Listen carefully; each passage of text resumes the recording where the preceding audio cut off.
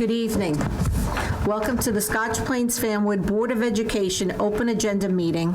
Today is March 10th, 2022. Mr. Jones, will you please call the roll? Ms. Bauer? Here. Mrs. Boroff? Here. Ms. Brody? Mrs. Mitchell? Here. Mr. Yanni? Here. Ms. Williams? Here. Ms. Winkler? Here. Mr. Murray? Dr. Kolakowski? Here. Thank you, Mr. Jones. Quorum is present. Will you please stand and join me for the salute to the flag? Ready? Begin. I pledge allegiance to the flag of the United States of America and to the republic for which it stands, one nation, under God, indivisible, with liberty and justice for all. Thank you. Prior to coming out here into public, we held our executive session. During that executive session, we discussed the personnel report. We reviewed some HID cases. We had the suspension and detention report, a special education report, and the legal status report. At this time, we have an addition to the agenda for 4C, field trip, and 10 BUS, the Rep Theater Orchestra vendors. And again, welcome to our first time in person back on home base with masks optional. Okay. Dr. Mast, Superintendent's report. Thank you, Dr. Kolakowski. So this is the first full week with mask optional in our school. Today's dashboard shows only one staff member and 0 students reporting they are COVID positive. We are experiencing a low number of cases, thank goodness, and we continue to just monitor the data. We had recently a coffee and conversation with the superintendent and the board, and with the board as well, which took place on March 3rd at Terrell. I'd like to thank the PTA for organizing the event and those who attended and submitted questions. Topics included before and after care, district communication, COVID masks and vaccinations, curriculum, middle school scheduling and how we use time, and the strategic plan. The next coffee will be held at Nettingham on Friday, March 13th at 10 a.m. in the Media Center. So mark your calendars if that sounds of interest to you. That's it. Thank you, Dr. Mast. Next, we have the business and May 13th. May 13th. May. March. It's May 13th. May 13th. Oh, May. March. That next coffee. Yeah. You're welcome. Business Administrator report, Mr. Jones. So on the next board meeting, I'll be presenting on the budget, and it's going to give a little flavor of what's going on with the finances. So our state aid got announced today, and very favorable for us in terms of increase in state aid, but I think given the inflationary environment, we're seeing, I don't think it's an overstatement to say unprecedented cost increases that we've never seen, that I've never seen even in business since I've been working in all of finance, corporate finance and in schools. And it's got along, transportation, utilities, gas costs, electricity costs, supply costs across the board. So I'll be presenting on that the next board meeting and providing more detail. But I just want to give everybody a heads up and let you know what sort of, if you have any, come to the meeting and check out the presentation we'll be giving. That's it. Thank you, Mr. Jones. And now, the New Jersey Open Public Meeting Law was enacted to ensure the right of public to have advance notice of and to attend meetings of public bodies at which any business affecting their interests is discussed or acted upon. In accordance with the provisions of this act, the Scotch Plains Fanwood Board of Education has caused notice of this meeting to be published by having the date, time, and place thereof placed at the board offices located at 512 Cedar Street, Scotch Plains, New Jersey.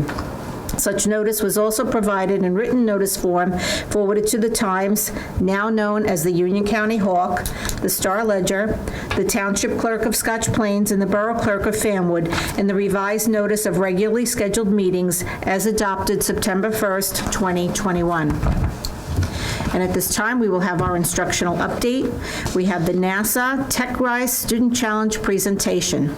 Dr. Mast? Yes, so I would like to invite Mrs. Di Nicola to the mic to introduce the students who are here, and we're going to take our place with the audience.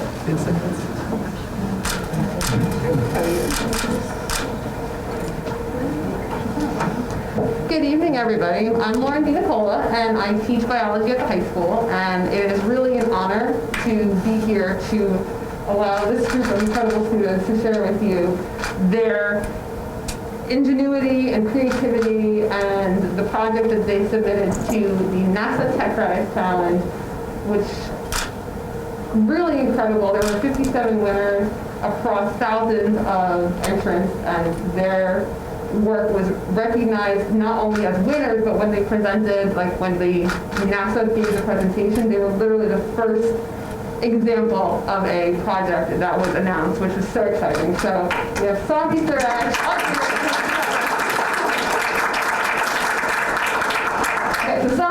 Audrey Rick, Sophia Seth, and Madeline Martin. Yeah, let them come up and share their work with you.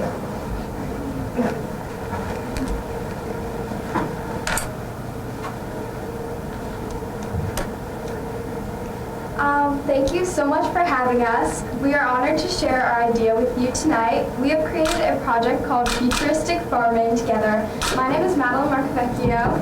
I'm Sophia Seed. I'm Safi Sarah. And I'm Audrey Rick. Next year, we will get the opportunity to send our experiment into space.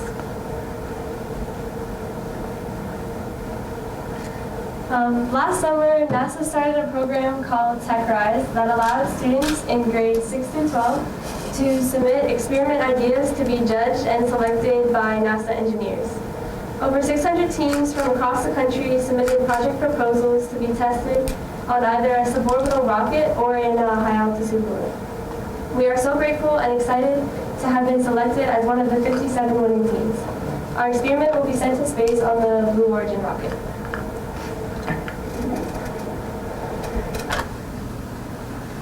We began working on this project around the beginning of the school year. It was a long process to get to where we are now, and we still have a long way to go before the launch, which will be happening in early 2023. Just designing our experiment took almost 3 months, and we went through many ideas before landing on the concept of futuristic farming. We tried to think of various designs about water filtration systems, other plant designs, and even blood cells in space. Finally, after 2 months of designs, we came up with futuristic farming. The concept was sparked by free time in class that led to a finalized idea all in one day. Our experiment revolves around irrigation in zero gravity. Overall, we plan to test the best ways to disperse water throughout a plant, and because real plants aren't allowed on the rocket, we will be using water sensors to measure moisture in different parts of our grow medium. We chose to test this idea because we think that for the future, plants in space will be very beneficial as food for astronauts, and also we feel that it's important to be able to sustain plant life in space. Additionally, with hydroponic farming, which is farming without the use of soil, becoming a hot topic recently, we think that this idea can be relevant to space as well as Earth. For this design, we are planning on 3D printing a sprinkler head that can disperse water between two plants near the 0 inch. Our plant box will include 2 plant pots. This is our plant box. And it'll be filled with rock wool. Rock wool is a great alternative to soil that can be used in hydroponic farming. We will be using rock wool as a growing medium due to its lightweight nature and water absorbing abilities. So, that's around so that you guys can see our idea better in our blueprint.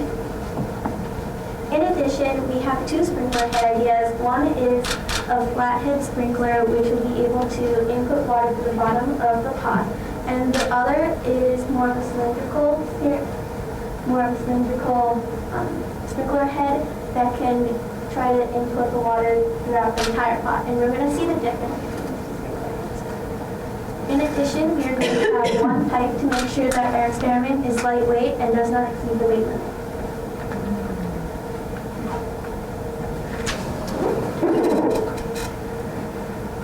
So, like we already stated, we'll be testing 2 different sprinkler head systems to test for water dispersal.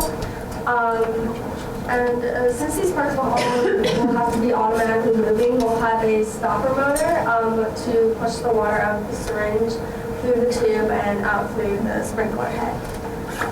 Even though the experiment is a pretty easy concept, it is difficult to execute remotely, especially because we have limited room and weight, voltage, and gravity constraints.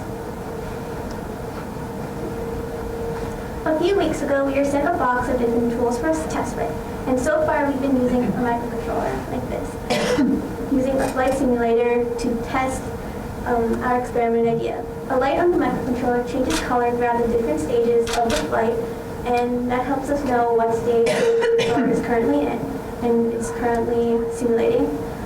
And from there, we can code our microcontroller to do basically whatever we want to do. So we can use the sample code to further our experiment idea and to create our experiment.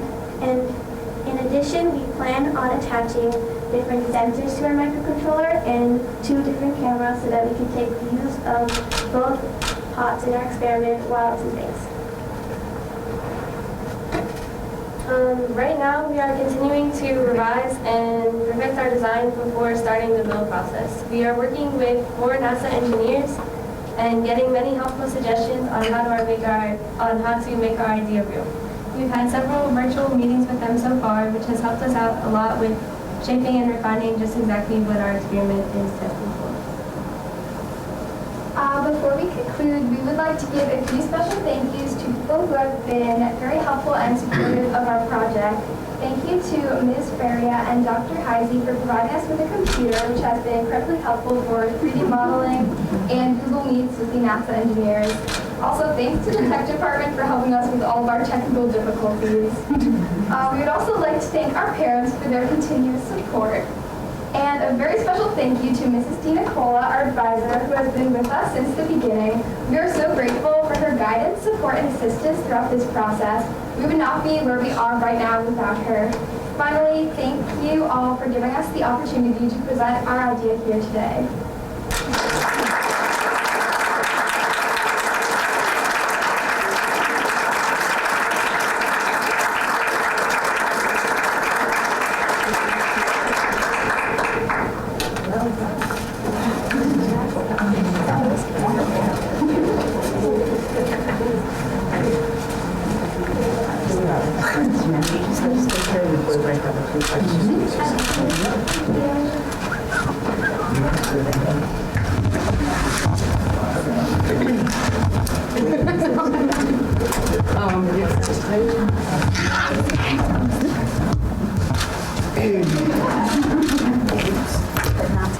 Sorry, I have Damon and Olivia Mars. I didn't see that.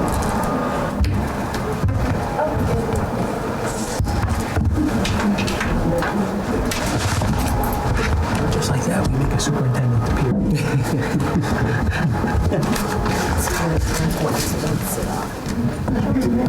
It's so exciting to see. Right? It's beautiful.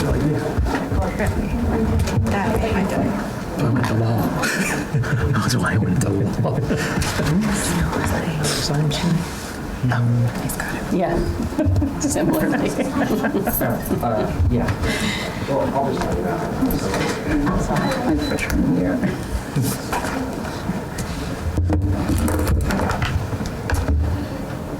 Well, thank you, TechRise team. That was an excellent presentation. If any of the board members have any questions or comments, Mrs. Winkler? I want to thank you so much for coming and presenting to us, because this is really exciting to us, and I'm sure it's super exciting to you. We're really proud that you are certainly representing the district well. And the question that I have for you guys, though, is how'd you come up with this idea? So we came up with this idea after all of our different ideas, and we found out that we really wanted to stick to something with farming and plants. So we started researching, and they had some example experiments, and one of them was the irrigation system. But they didn't really explain how to do it. So then throughout the day, we had to think, and we had to come together and really figure out how we were supposed to create this experiment idea. And then from there, we are able to create many iterations of the project and make it what it is today. Thank you. Was it Space Gals, did it say? Yeah. Phenomenal, by the way. I echo what Amy said, and am just so impressed with your not just creativity, but the amount of time that you put into it and really coming up with such a solid idea, and to take that big chance, and you're talking to NASA now, ladies. And so I guess that would be my question: is how cool is it to work with a NASA engineer? Have you learned anything? Is it one-on-one time that you get? And do you continue to learn throughout the process? Yeah. And congratulations, by the way. Every other Tuesday we meet with NASA people, and they help us define our idea and refine it and give us feedback on what we can do better. One follow-up. Are you going to have a launch party? Serve astronaut food. Any questions, Stephanie? Yeah. Thank you for sharing your idea, and your presentation was detailed and thoughtful and wonderful. I just want to ask, did this opportunity, I guess, shape or guide what you might want to do in the future? Has this impacted that in any way? I think this has definitely taught us a lot more about the scientific process and how we can design and redesign our ideas. So personally for me, it's just shown me a lot more of the behind the scenes of kind of creating something new. So it would definitely something that interests me now. It's always interested me, so this is just furthering my interest in it so that I can learn more about what I'm interested in. And thank you for sharing your detailed illustration that you passed around through the audience. That was very good. Is there another question? Mrs. Bauer? I wanted to add my congratulations to what everyone else has said, but maybe I missed it. What grade are you all in? Freshman. Okay. And I was also curious if science was one of your favorite subjects, or it is now, or? Interests of all of us. Obviously, varying degrees and in different, in different parts of science as well, like coding and building, and so, we asked several different people, but us four were the ones who really had our hearts set on making this project happen. So. Well, now that we know you all are freshmen, we're really expecting great things. And a follow-up report. We always like to have people come definitely. back. And so after the launch party and so forth. Your enthusiasm is palpable. You can see how into it you are. I'm curious about how the four of you came together as a team and how you worked, how you learned to work collaboratively together, because that's not always easy. On the first day of school, Zombie came up to me and she was like, I have an idea and I need a team, so. After she studied us, then I was trying to convince Audrey, and she was trying to convince Maddie, and then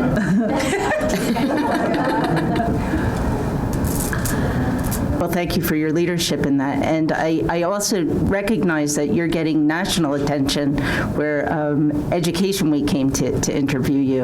And it's really very remarkable, the good press you're bringing to the district. So thank you. Great job.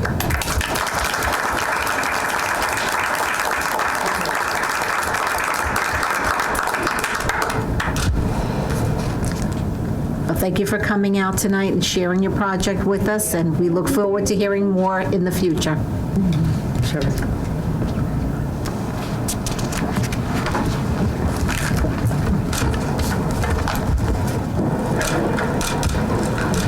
We appreciate you coming out. I don't know if you plan to stay, you're certainly welcome, but if you have other homework to do or things to do, you don't have to stay for the remainder of the meeting, unless you want to. Dr. Kulikowski, I just Yes. wanted to thank the teacher again. Yeah, too. of course. yeah, This is thank Tina.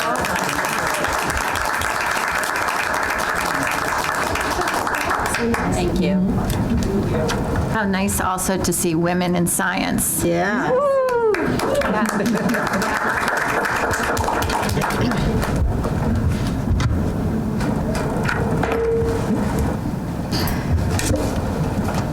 that was nice.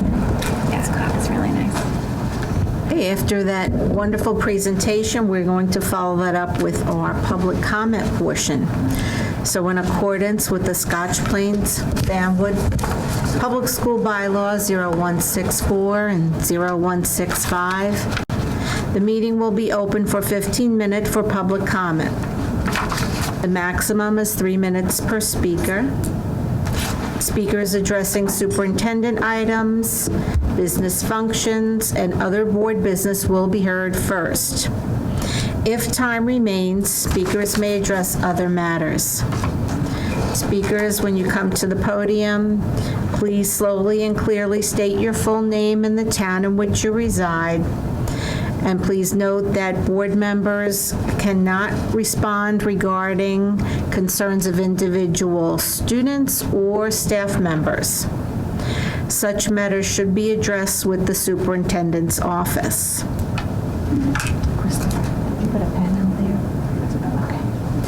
Something new we're going to start tonight, which has been seen in other districts, is that when you come up to the podium, if you could please print your name and the town in which you reside, because sometimes people speak fast and we really can't get it down correctly. So there is a sign-in sheet at the podium. So if you are making a public comment, we're also asking you to please print your name and the town in which you reside in addition to saying it. So if you'd like to make a public comment, please come up to the podium at this time. You know what, since I've seen you,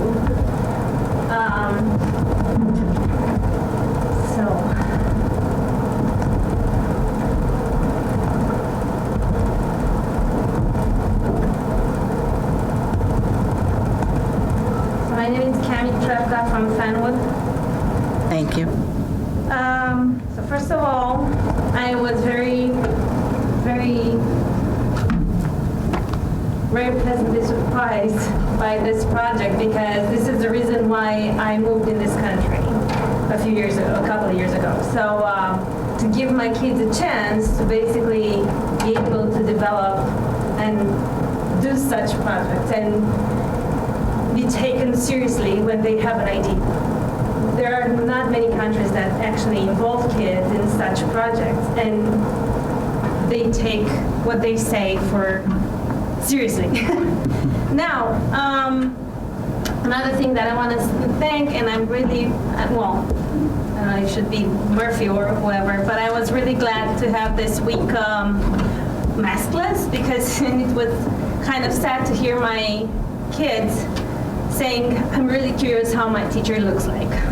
So, after half a year, oh my God, where did I put my speech? So, another thing that I wanted to bring up, and this is what has been very concerning for me. Oh my God. Is I heard there random, hold on, sorry. Don't start the counting. Sorry. Oh my God. there are like others in my agenda. Okay, so I am here today as I wanted to share some concerns regarding access in school. It has come to my knowledge that any person can come in school, in any classroom, and read books to children, regardless if they have kids registered in that school or not. During these times, and I find this very concerning and insecure in what concerns our children's safety. For example, I don't even post pictures of my kids. I don't put my names, the kids' names. I'm really very strong security problems, issues with my kids and what concerns my kids. So I understand when a parent reads a book, so I'm not exaggerating, I understand when a parent reads a book for his child's birthday, but having random strangers coming to the school, I am not okay with it, and I ask you kindly to stop this nonsense. We have teachers to do this, and if someone, a parent, has the urge to read books to children, they can do so in their home to their children like I am. The second subject that I want to bring to your attention is school lunches. I wanted to ask you, when will the kids have the warm lunches that they used to have before? And I also have heard there are schools which provide lunches to the kids with no payment required. Why can't our kids have this possibility? Since I don't know how this works, but this is something you have to figure out. That's why you're here. I don't know if it's the taxes, if they're small or big or whatever we're paying them. I don't know if that's what I don't know. This is something. And another thing, because you brought up, I'm sorry I missed a coffee with the superintendent because a lot of questions probably I could have asked with you. And if it's possible, because I'm trying to also cut off the Facebook, and the only reason I have that is because it connects me to these kind of, not groups, but like school, PTA, which I'm involved, and I would like to have a different communication, like maybe the email you use when you send it to parents with different events, like reminders, or even meetings with Board of Education meetings. Because I'm really sorry I missed it, and I was so hoping it was like 13 March. That's why I was like, when is it next? So yeah, that would be what I wanted to say, and thank you for everything you do. Okay, thank you for making the comments, but one thing I wanted to get back to you was the people that are coming into the school to read. Last week was Read Across America, in celebration of Dr. Seuss's books and everything, and I was one of those random people in the school. We were not random, we were invited. People were invited, and you got to sign in. We had name tags. Yeah. And not anybody off the street said, hey, I'm going to go read a book today. People were invited. Else, and I've seen something else, and No principal let anybody in off the street that was not known to them or signed in or invited. Then I will have that. We'll have a different conversation about that because I have the names. So I don't know. It was all people known. The mayors went to read, other administrators. You went, I went. You're Board of Education. You're responsible for my kids' assessment. You're like teachers, but it's different when we're talking Over to the mic if you want to talk, but the thing is, nobody off the street that was a stranger came in and read a book. It was. If I prove you otherwise? You cannot prove me otherwise, because no other principal And if I do? went. So I do agree with Dr. Kulikowski that we do vet the people who come in to read. And in most cases, that they are either people like the mayor or members of the Board of Education or school administrators or different parent groups that work with the district. So, you know, Okay, let's talk about parent work. If that parent is not in my classroom, they're not allowed, like they don't have a child in my classroom, I wouldn't feel comfortable for them to come into my classroom. I don't think it's right. That's what I was like. Different. You're Board of Education, you've been elected, you have been through a certain, but I'm not okay for other people. So I understand the point that you're making, and I appreciate you bringing it forward. And just so we could catch up on the coffee that you missed, please give my office a call, and we Yes, could let's do that. we could have some time to talk. I would love that. And we could talk about lunch too. Yes. Okay. Okay, Thank you. good. Thank you. Next public comment, please sign in, or print, I should say, with your name and the town in which you reside, and then please state your name and the town in which you reside.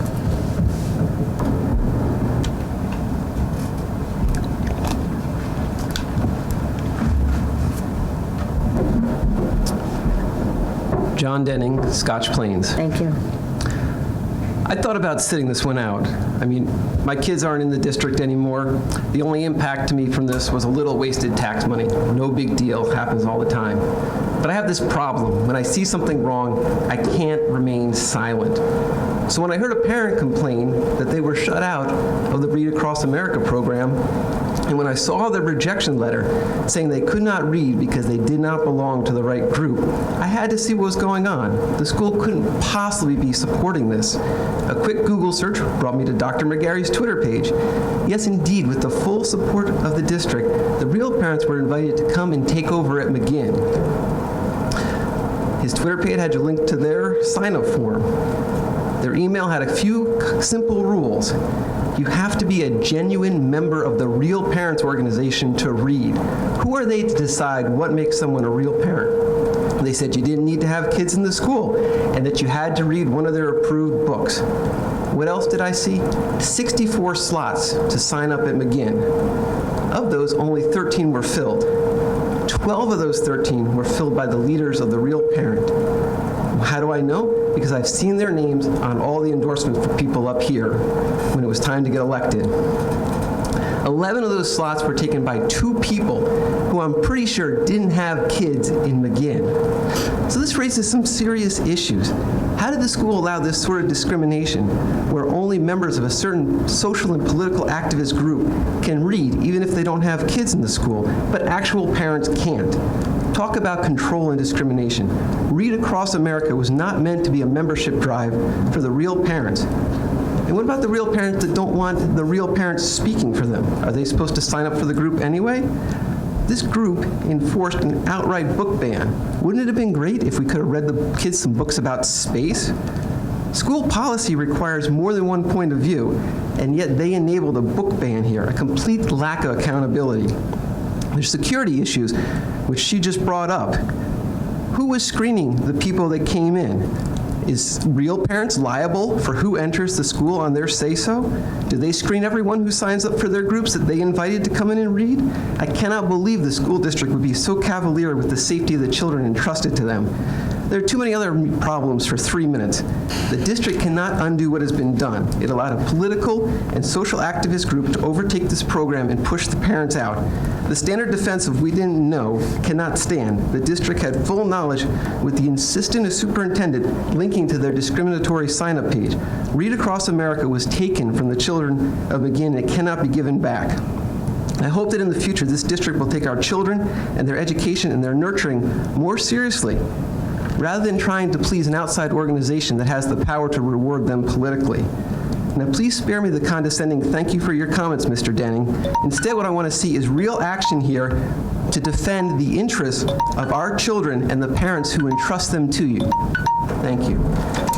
Mr. Denning, thank you for speaking, but I wasn't going to say thank you for your comments. I was going to say this is the first I'm hearing of that there was a specific sign up by specific group members only. So I will have a conversation about that, not here. It's too late to have that conversation. Not with you, I mean with the administrators. It's over. I know, but to make sure it doesn't happen again, if indeed that happened, because I am unaware of a specific group being the only one with specific books only being allowed, because that's not how it was at the places that I went to read. Well, you should look at the material that's being put out in your name then. This is being put out saying, these are the rules. I think Mr. And I know McGarry Dr. should Mass know. knows. Okay, I know people have the brought it board up. does not have a hand in what happens at the school on a day-to-day basis. We make the policies, and they're supposed to be enforced by the administrators at each school. we don't go around telling the teachers and the administrators what to do. But this is the first I'm hearing it for that event at that particular school.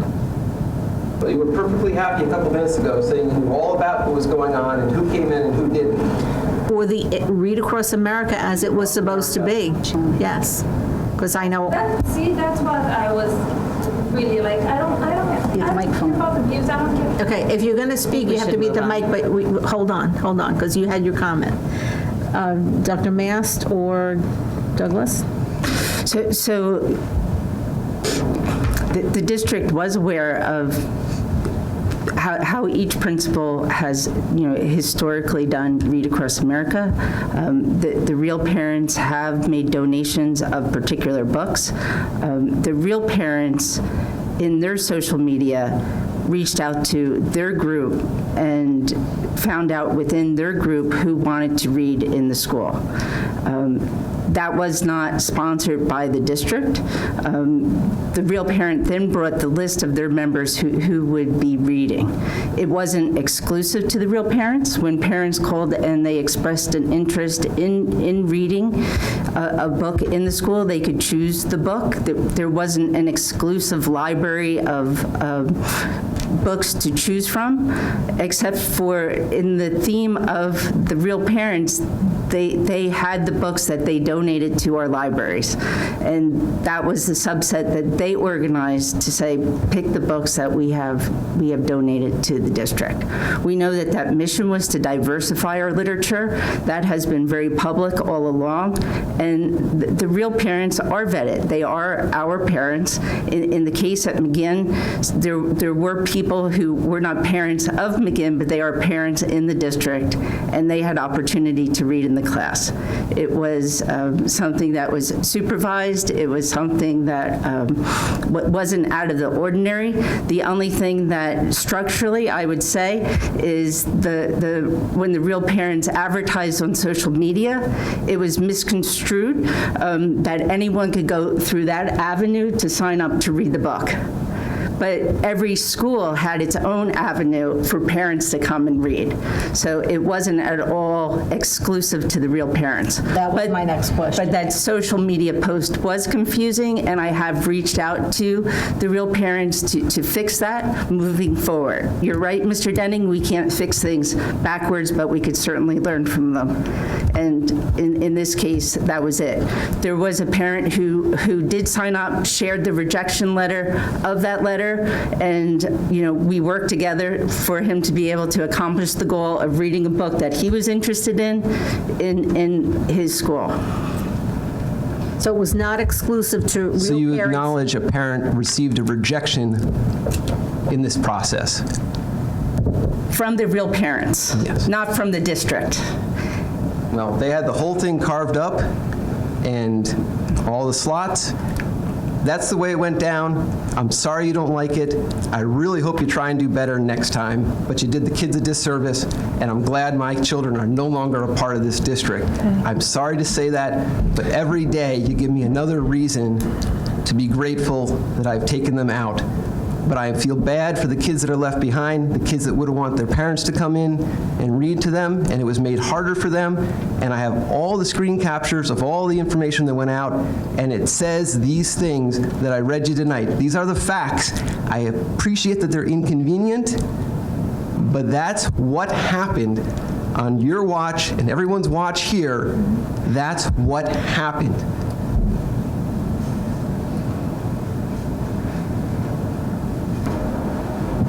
We have someone else.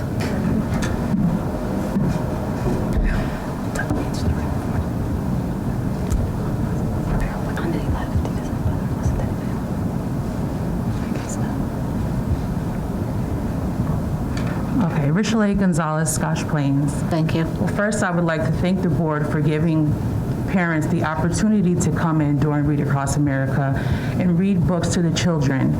And there is no political things surrounding this other than we want the children to be able to see themselves reflected in the books that are being read. The books that were read during Read Across America were books about farming and animals and culture. Nothing political, nothing controversial. No. Mr. Epka, please, no, ma'am, ma'am, we're not going to have that. It's her turn to speak. Nothing political, nothing controversial, and the children enjoyed themselves. They were partaking in the reading and expressing interest and making connections, and it was a beautiful thing to see.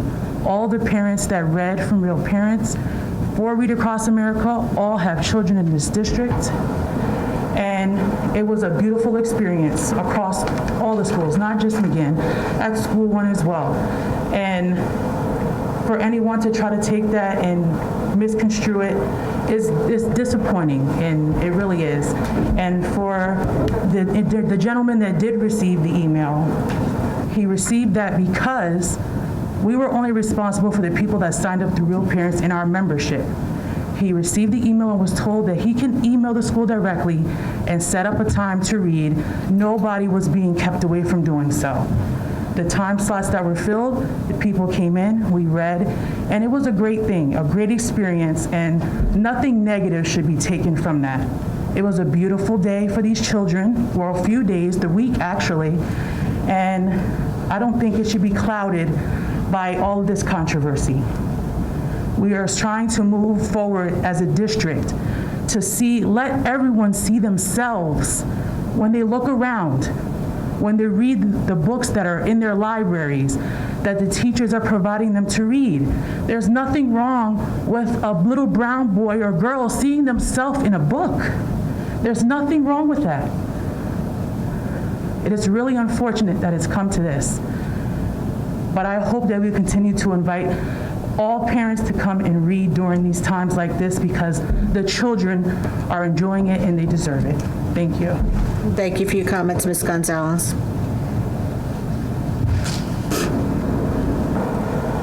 Good evening, Dr. Madison, the Board of Education. You have to, yeah. Can you hear me? Say your name and sign it. My name is Pamela Bonacolto, and I am a resident of Fanwood. Thank you. I have a child in Terrell, and I have a child in McGinn. And my concern, sorry, I can't see. My concern is of the new implementation of the health curriculum, which parents are talking about. And I don't know that you are talking about it enough. I have contacted the board. I have contacted over the summer, actually it was more like September, after I heard that the governor had implemented a new change and everything was going to be sooner and things were going to change for the 7th graders, 8th graders.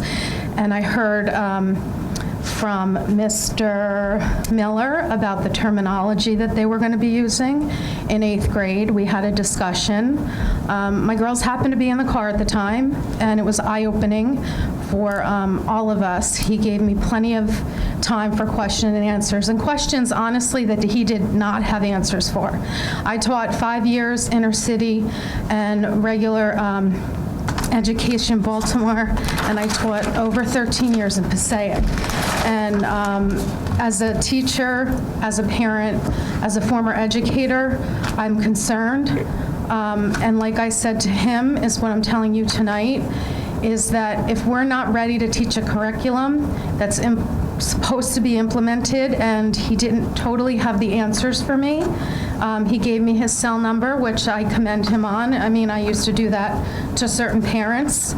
But there are things that, a lot of questions that I had in acceptance of different, not nationalities, but with pride and with everything that kids go through at adolescence. I find it hard to accept that you're going to teach a kid some of this terminology in 4th period. They're not going to know what to do with it. Go to 5th, 6th, 7th, and 8th, and the parents aren't going to know what they learned that day. I have an 8th grader that comes home. How was school? Good. What'd you learn? Nothing. Which is typical. I taught in 7th grade too.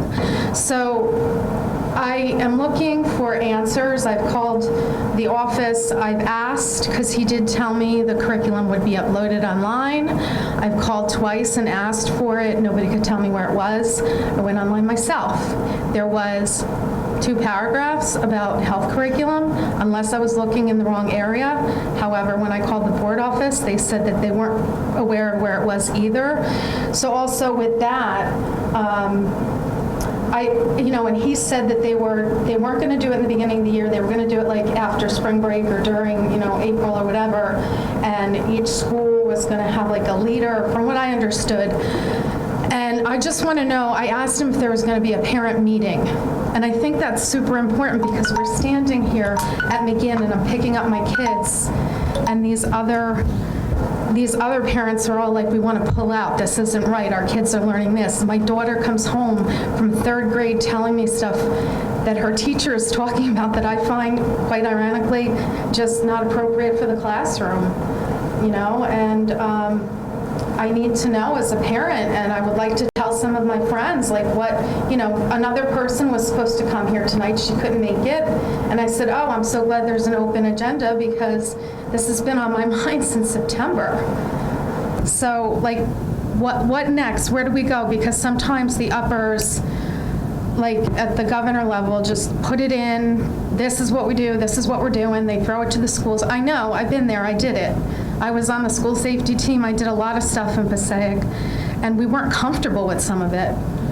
And I don't know how some of these teachers are going to be comfortable teaching this and how 8th graders are going to respond. And quite honestly, I don't think my daughter's going to be comfortable with it, and I don't know what she's going to come home with. So I want to know before it happens.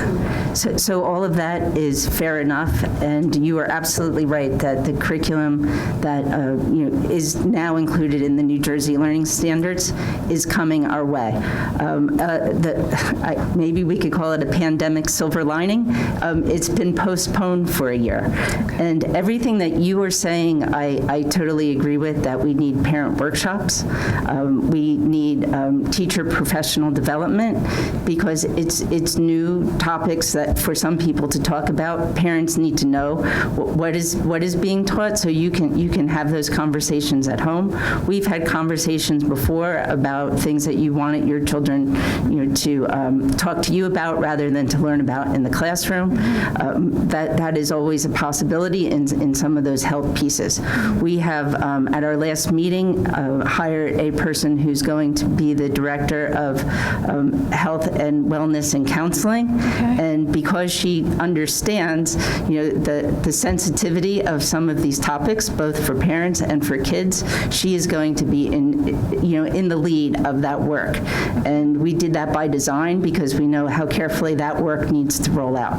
So everything you're saying is in the plan, and the curriculum that you're looking for, you should be able to find it. And I know Dr. McGarry would be very helpful in looking for what it is that you need. Yeah. We did have some changes in our website where all of our proficiencies were listed, and then they were removed just in a transition.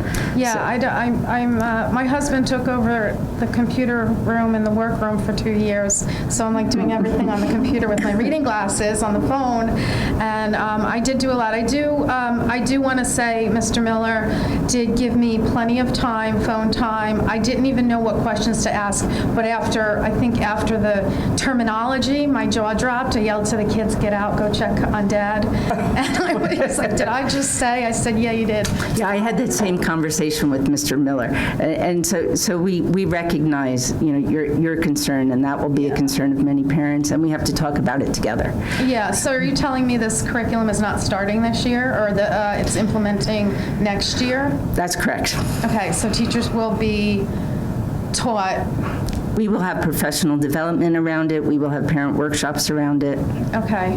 Can you make everyone aware? Because there's a lot of people talking about pulling their kids and doing this and that, and I just want to give you guys a heads up as well. Yeah, absolutely. And the other piece I would encourage you to do, that you made the point that when your third grader tells you something that's happened in the classroom, and that's upsetting or disturbing, sometimes there's a bigger picture. So sometimes if you reach out to the teacher to find out the context of that, that's helpful, or you could talk to the principal, or I have, most of the board would know my name from the beginning of the year.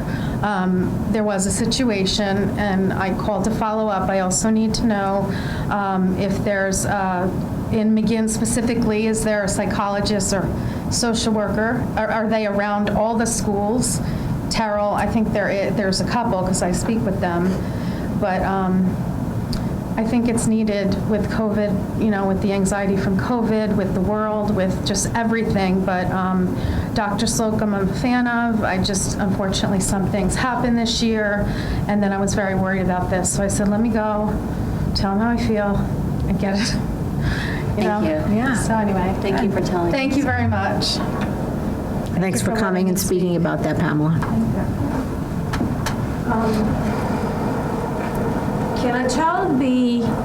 Can a child opt out of this health and wellness curriculum? Certain portions of it, yes. Certain portions? Yes. You're going to have to call. Yeah? Okay. Yeah. Okay, so I can withdraw from my child from this type of curriculum. Yes, give a call. There's alternate lessons that we have given children. Okay, then we'll talk. Yes. Okay, thank you. How are we doing on time? We are way over our 15 minutes, okay. Dr. Kolakowski. All right. So this will close this public comment portion. There is one more opportunity later in the meeting. Thank you, Doug. Okay, so that brings us to committee reports. Does anybody have a committee report? Ms. Sariani? I have a curriculum committee report, and it's very brief tonight. 2 brief agenda items, but that doesn't mean the meeting wasn't interesting and it's exciting. We did meet on March 1st, and we learned about a U.S. history media study, which we are participating in, another 9th grade opportunity. And this study is funded by the U.S. Department of Education and conducted by the Education Development Center. So Noelle Baxter, our social studies supervisor, was present at our meeting along with 9th grade social studies teacher Colleen Craymond. And we talked about how we are going to be, her 9th grade class is part of a study on a website, Mission US, www.missionus.org, which provides an online simulation game that covers different time periods in U.S. history. And the point of it is to look at the effectiveness of using different types of media in studying history with students. So Ms. Craymond's class they completed pre-assessment surveys and will complete post-assessment surveys, and they'll have an opportunity to play this simulation game for 30 minutes a week and to gauge their knowledge of history through using the site again. And the game allows them to select a time period and a character, such as they can choose an immigrant character who has come to America, and then they have to make certain choices based on their character, like what kind of job to choose, what kind of living arrangement to have, and they can do this individually, they can work as groups, and the study is 1 month long. And an added bonus is that by becoming characters in history, they're also able to build empathy, which has always been part of our curriculum and strategic plan as well. So hopefully that will go well, and we'll get an update on how that study went. And the second agenda item was just Dr. McGarry updating us on MAP winter analysis, MAP scores, and he talked to the committee about the RIT scores, which is the measurement scale that simplifies the interpretation of the MAP scores. And basically, the mean RIT score for SPF was consistently higher than all of the schools that took MAP during the winter. And this was the first time that MAP winter reading scores were reported. And again, those scores were also higher than the norms for those other schools that took MAP test. And also showed us some of the functionality of the MAP testing and how the district can see how students scored in the fall and how the test is able to set projections for growth based on similar students. And also the teachers are provided with graphed data, and we were able to see how that looks for each individual teacher so they could see their students regarding their achievement and maybe their needs in the classroom. And that's it. Thank you, Ms. Soriani. Anybody have any questions for? I have 2 comments. So I have 1 question, 1 comment. First comment is shout out to the first years. Do we call them freshmen?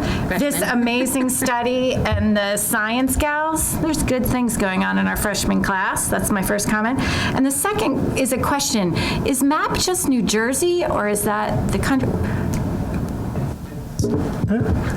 If I may, it's across the country. And just to add a little bit of context to Mrs. Soriani's report, those norms that she referred to in terms of us being higher than the average are pre-pandemic norms. Wow. So it's in comparison to students who took MAP in the winter before there was a pandemic. Wow. Wow. Thank you very much. It's good info. Yeah. Thank you, Ms. Mitchell. Ms. Soriani, is there anything else? No, that's it. Okay. Any other reports we heard this evening? Amy, Ms. Boroff, were you reading the community relations? Oh, I can't. I can read it. I have it up if you Do you have it open? Okay. Ms. Soriani? It's short as well. Yes, the Community Relations Committee met on just yesterday. Last night. And I had another meeting after that, so yeah. We discussed progress regarding our communication plan, which is moving forward in an impressive way, I think, including our social media presence, which has increased, press releases, newsletters, of which we've had 2 already, and targeted media coverage.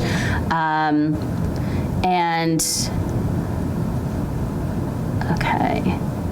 We just talked about different aspects of all those 4 things. The 2 newsletters, various press releases that have gone out to news outlets, various social media posts, including Meet the Board, which has 2 board members have been highlighted in those posts. And we talked about an opportunity to perhaps continue to work with the PTA Council in integrating, their weekly PTA blasts to get communication out there to parents and the community. And we discussed district branding, and that's it. Hey, thank you, Ms. Soriani. Any other question or comment? Any other report? Facilities met last week. I can read the report for would you please? Sure. So we met last week and we reviewed a couple high-level different reports regarding the demographer, capacity and drainage. Preliminary demographer report performed by Ross Haber and was reviewed at a high-level summary. Based on current population, no new development, the growth would be flat. New development review was difficult to forecast future growth projections. We have some info on Beaucraft and Parker Gardens. Beaucraft is expected to be ready in August 2022. Parker Gardens is expected to be sometime in 2023. Second item, capacity report performed by Potter Architects. They reviewed existing drawings of all of the school buildings and followed that up with a visual walkthrough tour of every school building. For each school, there was information on capacity, generating rooms, specialized spaces, and special education. Third item was a drainage report performed by Potter Architects as well and CME Associates, who are a multidiscipline consulting engineering firm. They performed existing conditions and feasibility study for the storm water drainage system within the properties for various schools throughout the district, and there are no action at this time. Okay, thank you, Mrs. Williams. You're welcome. Any questions for Mrs. Williams? Okay, thank you. If there are no reports, then we'll move on to letters for the board. There were a total of 4 emails that were received from the public, and the appropriate administrator responded. Board motions. Curriculum report. Dr. Mast? Okay.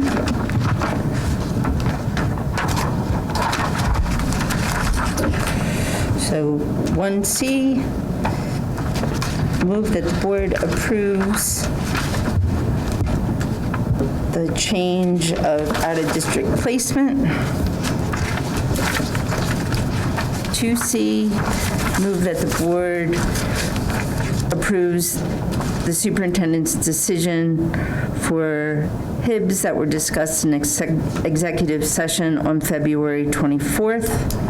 3C, move that the Board of Education approves the 12-month employee calendar for 2022-2023. And 4C, move that the Board of Education approves the listed field trip to Code Ninjas in Westfield for fourth graders. Okay, do we have a motion? So moved, Mitchell. Thank you, Mrs. Mitchell. Is there a second? Second.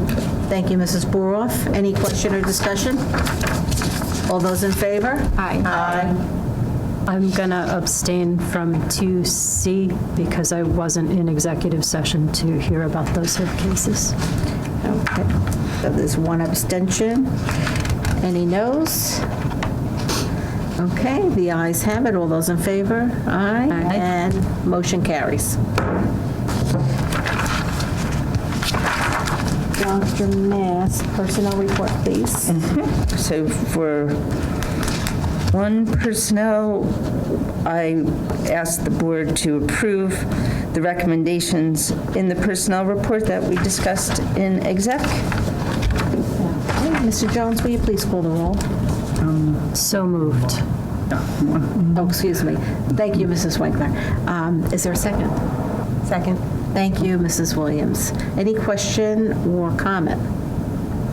Now, Mr. Jones, please call the roll. Okay. Ms. Winkler. Yes. Ms. Williams. Yes. Ms. Bauer. Yes. Mrs. Boroff. Yes. Mrs. Mitchell. Yes. Ms. Sirianni. Yes. Dr. Kolakowski. Yes. Okay, motion carries. Thank you, Mr. Jones. And while we have you, Mr. Jones, business report, please. Yep. Number one is the closing of a project, the Brunner Gymnasium settlement. Number two is just carryover funds for our federal grants we have to get approved. Number three is renewal of a contract for our visitor system. Number four, we're going to have more information, but that's going to most likely just be a compliance, just approving the vendor for a state contract. Number five, a donation. Number six, fire drills. Number seven is our standard board secretary's report. Number eight is our reconciliations. Number nine would be our bills list. And number 10 is for the rep theater, the one that Dr. Kolakowski mentioned. So we'll be voting on 1, 2, 10. 1, 2, 10. Okay, can we have a motion? So moved. Thank you, Mrs. Winkler. Is there a second? Second. Thank you, Mrs. Boroff. Any question or discussion on those three items in BUS 1, 2, or 10? Seeing none, all those in favor? Aye. Any opposed? Any abstaining? Motion carries. We'll hear about the rest of those next week. Thank you, Mr. Jones. Any board policies? Not at this time. Thank you, Mrs. Winkler. Any new board business? Seeing none. Other board business. 1 OBB, liaison reports. Does anybody have a liaison report? Okay, seeing none. 2 OBB, request to attend workshops or workshop reports. Seeing none. 3 OBB, next week, we'll move that the Board of Education will approve the agreement with Nisavacia to provide auditing services extending through June 30th of '22. 4 OBB, next week, we will have the Autism Awareness Resolution. And that brings us to the approval of the minutes. We had minutes from February 24th, regular public meeting, executive session, and February 24th, the regular public meeting. Would someone like to make the motion to approve these minutes? So moved. Thank you, Mrs. Soriani. Is there a second? Second. Thank you, Mrs. Boroff. Any question or discussion? I just want to, you said the board meeting next week, but it's in 2 weeks, I think. No, this is for it next week? February that we had last week. The last meeting we had, these are the minutes that we have to approve. prior to that, I thought you had just said that at next week's meeting. No, that we're we would doing vote it on today. It's starred. We have to do it today. No, I think I just heard it incorrectly. Yeah, I think the comment was, I think that when you were speaking before about the items that were not starred, they're being voted on at the next board meeting. The next Right, board that meeting. was from the last Right. OBB. Where the comment is, the next board meeting is not next week. It's No, 2 it's weeks. in 2 weeks Right. on the 24th of March, right, but we have to approve these minutes. Correct. For CUSAC reasons. Patrick's Day.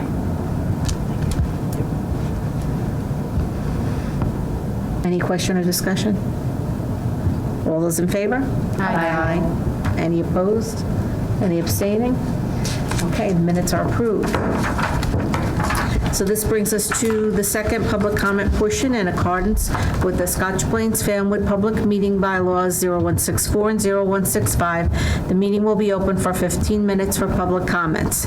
Maximum 3 minutes per speaker. Speakers addressing superintendent items, business functions, and other board business will be heard first.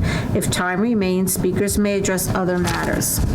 Speakers, please speak slowly and clearly, state your full name and the town in which you reside, and also print your name and the town in which you reside on the sign-up sheet at the podium. Remember, board members cannot respond regarding concerns of individual students or staff members. Such matters should be addressed by the superintendent's office. So if you'd like to make a public comment, please come to the podium.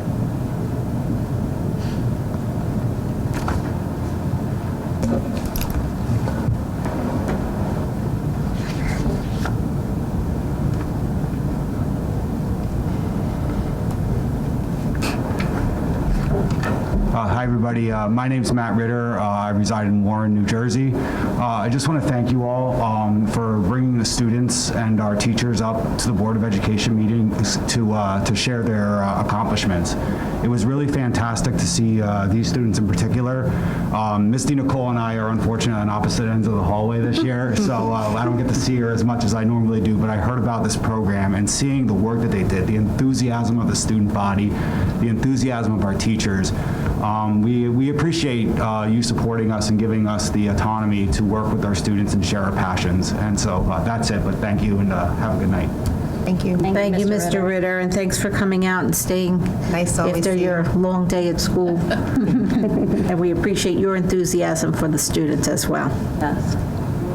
Is there any other person wishing to make a public comment at this time? Seeing no one, then I'll close this portion of the meeting and move on to the upcoming scheduled meetings.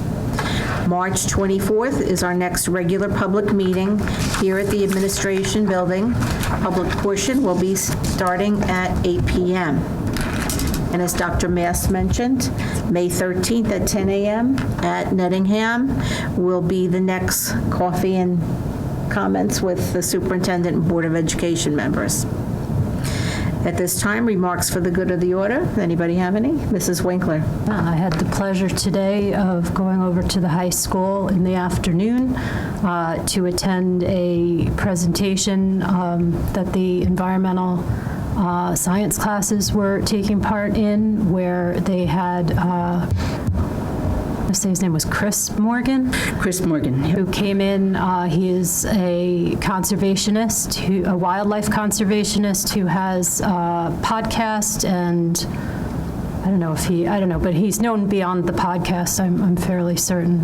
But he came in on Zoom, and they had projected him up onto the screen over the stage in the auditorium, and there were probably about 100 students in there interacting with him, asking him questions. They did an in-depth study of a particular episode of his podcast talking about wolves out west and the conflict between the conservationists who want to protect the wolves from extinction and the farmers who want to protect their cattle from being attacked by the wolves. And the students had written questions ahead of time. They did a lot of work to so they would be able to interview him as this presentation, and it was really lovely. And he was a nice guy. He answered their questions. He told them all sorts of interesting stories, and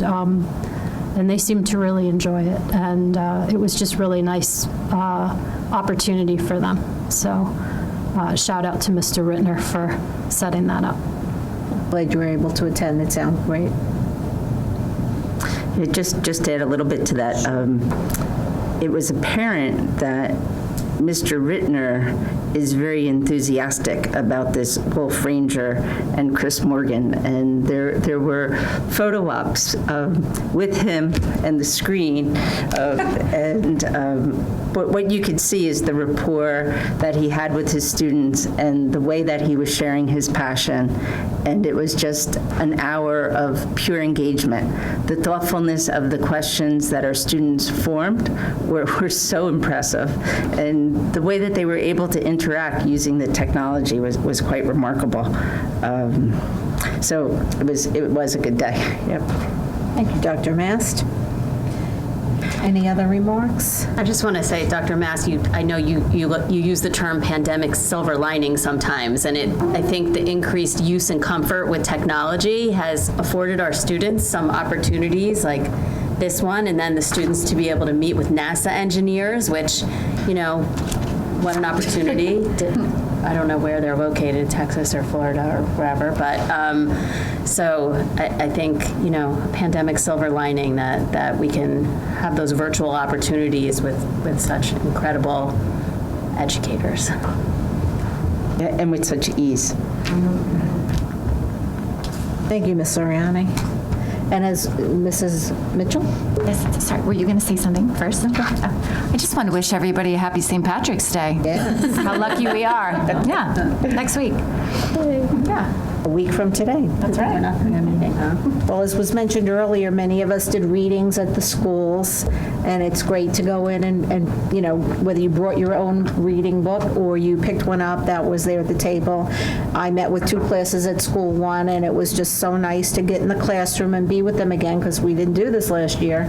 And as was said, we were vetted and invited and otherwise asked to be there. Nobody showed up. And Mr. Fiore for the invite. Yeah, that was nice. Because we kind of saw each other coming and going, and it was just a lovely experience to be back with the children again, and to be back with you here, in this room with our beautiful artwork, new artwork. And a comment on the artwork. And maskless. So, it's just so nice to be back to normal.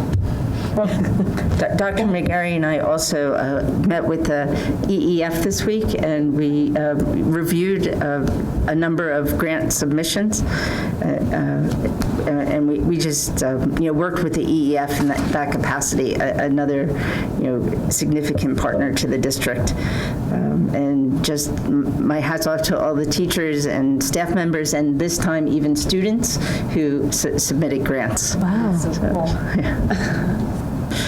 Any other comments? I was going to comment about the artwork. Beat you to it. It's something that we've missed besides seeing each other's faces. And this month, the work is from Brian Rosenberger's art students from Brunner and School 1.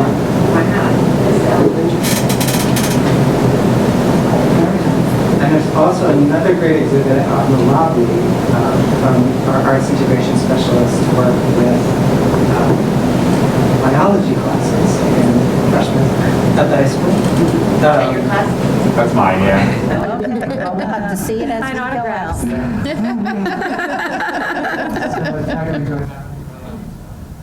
Thank you, Dr. McGarry.